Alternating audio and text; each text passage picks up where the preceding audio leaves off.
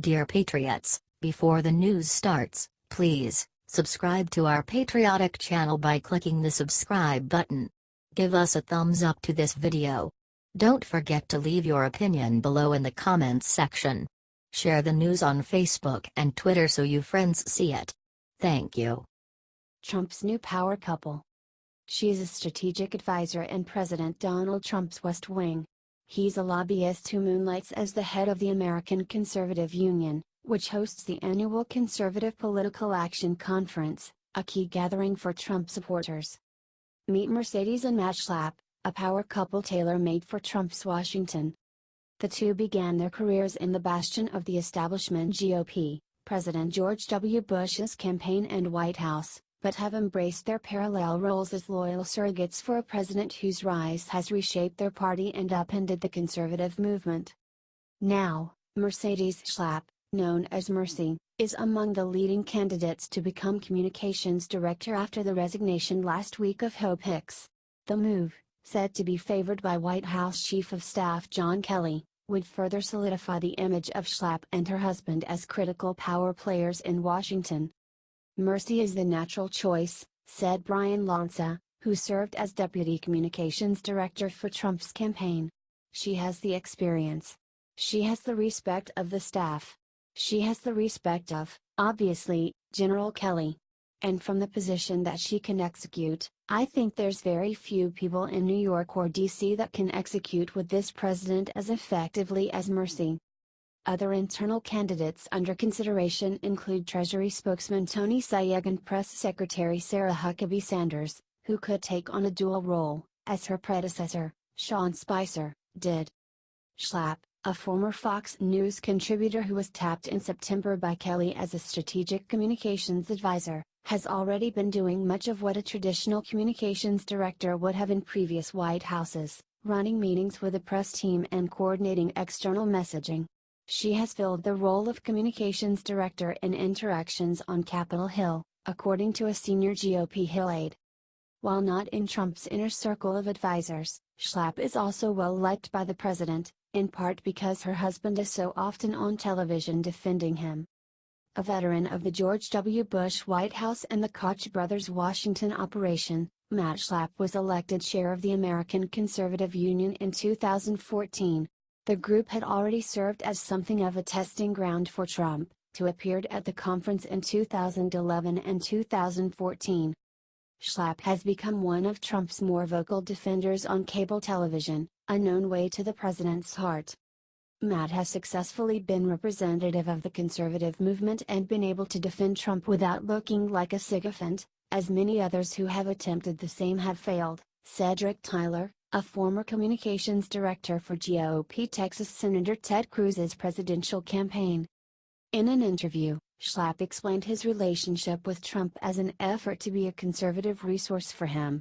In early meetings with Trump, he said, his goal was to try to impact him on conservative philosophy and try to explain to him conservative solutions to all the questions he's had.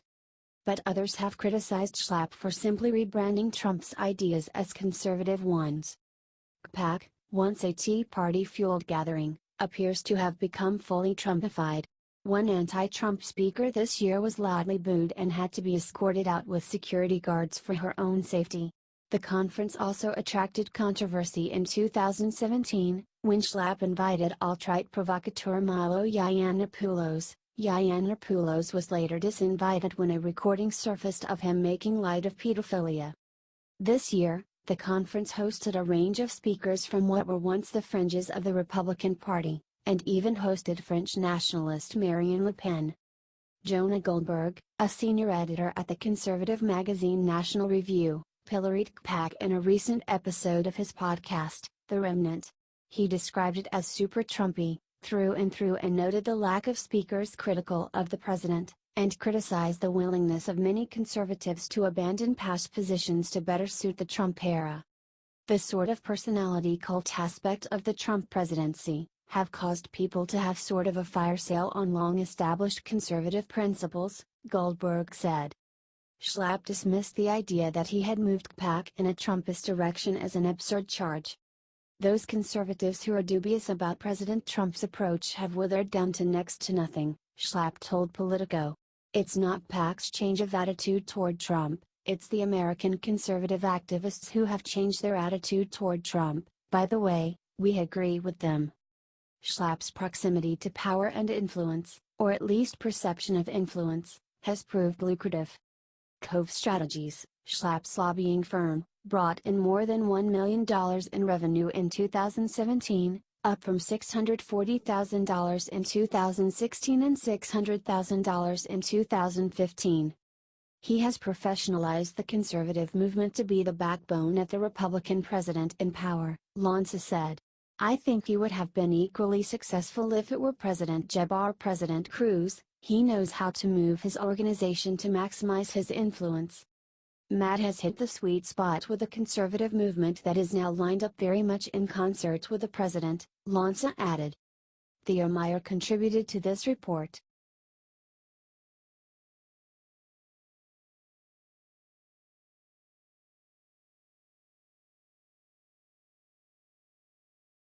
Oil industry falls out of love with Trump.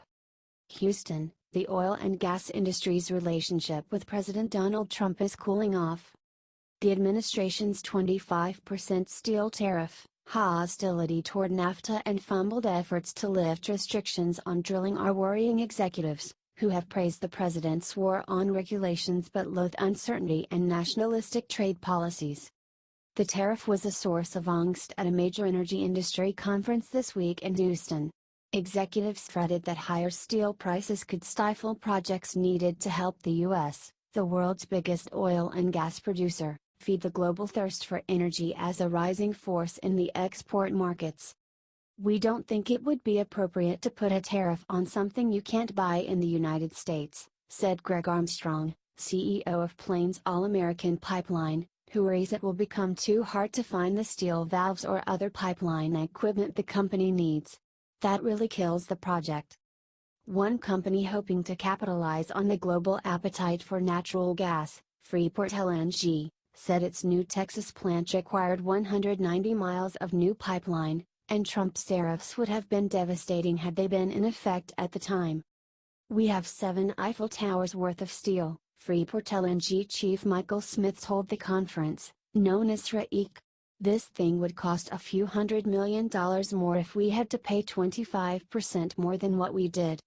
The tariff moves are also unsettling senators in energy states who have backed Trump's moves for the sector. Alaska Senator Lisa Murkowski said the tariffs could add up to $500 million to the price of a proposed 800-mile pipeline the state has long wanted to jumpstart its natural gas production. This is not coming at a good time for us, Murkowski said at the energy conference in Houston. The industry's top lobby group, the American Petroleum Institute, is sending its executive committee to the White House next week, a rare move by the group as it seeks to help the president understand what the industry wants, one source familiar with the meeting told Politico. Seeking to calm the sector's nerves, Interior Secretary Ryan Zink and Energy Secretary Rick Perry flew to the conference and reiterated the administration's support for higher oil and gas production. The thing I heard from businessmen and women most often while I was the CEO of this state was the regulatory stability, Perry, the former Texas governor, told reporters in Houston. The predictability of the regulatory world, that was where the real long-term effect could be positive or negative. That's what the president's intent is. But Perry himself roiled the energy world late last year with a now-jettisoned plan to prop up struggling coal-fired and nuclear power plants, a move that would have aided Trump's supporters in the coal industry but harmed natural gas producers. Like Trump's tariffs and attempt to renegotiate NAFTA, Perry's proposal raised questions about the administration's commitment to free markets, long a hallmark of GOP policies. Meanwhile, Zink's shifting plans on opening federal waters for drilling, controversial moves to shrink the size of national monuments and attempts to ease restrictions on land use in western states have drawn sharp legal challenges, making companies wary of venturing into new areas. In January, Zink proposed opening nearly all federal waters off the east, west and Gulf coasts to oil exploration, but quickly backtracked and promised to take Florida's waters off the table moments after a hastily scheduled meeting with Republican Governor Rick Scott. After several other governors pushed to exclude their states, Zink has said he was open to shrinking his proposal even further. He also opened the door to rewriting Obama administration policies that had blocked off stretches of California's deserts available for mining and recreation and had restricted energy and mineral operations across the multi-state habitat of the greater sage grouse. Obama's second-term Interior Secretary, Sally Jewell, argued that Zink's moves only created confusion for energy companies about where they will be allowed to operate. Business people do not mind following the rules, they just cannot handle uncertainty when the rules keep changing, said Jewell, a former petroleum engineer who headed retail chain Ray before taking the helm at Interior. She said people in the industry have been complaining to governors and Interior officials about the changes to the sage grouse policy, for example. They're hearing from oil companies saying, "I thought we had a deal," Jewell said. They're investing, they're putting in work, they don't want to be going back to the planning stages. It costs them a lot of money. Some industry experts said companies are also feeling whiplash from the administration's stab at rolling back Obama-era regulations on fracking and natural gas companies' methane emissions. That fight has been raging for over a year, and it's just one of several environmental rule revisions where the Trump administration has faced legal setbacks. For companies interested in exploring on federal acreage in Wyoming, Colorado and other states west of the Rockies, the frequent jockeying between Interior and the courts is unsettling, said Bernadette Johnson, Vice President of Market Intelligence at Austin-based energy advisory firm Drilling Info. Are you going to expend capital when the rules go back and forth daily? Johnson said. She added, you could have a rollback tomorrow. Or a court ruling. It certainly is a piece of the puzzle when you think, do I put rig here or go to Texas? Those questions are crucial in an industry that carefully forecasts its costs for projects that often take years to execute. U.S. oil and gas companies are expected to hike their spending on exploration and production in North America by more than 20% this year to $116 billion, according to forecasts from Barclays analysts. Other companies are less worried, regarding the legal fights as background noise and confident they can comply with whatever the administration finally settles on.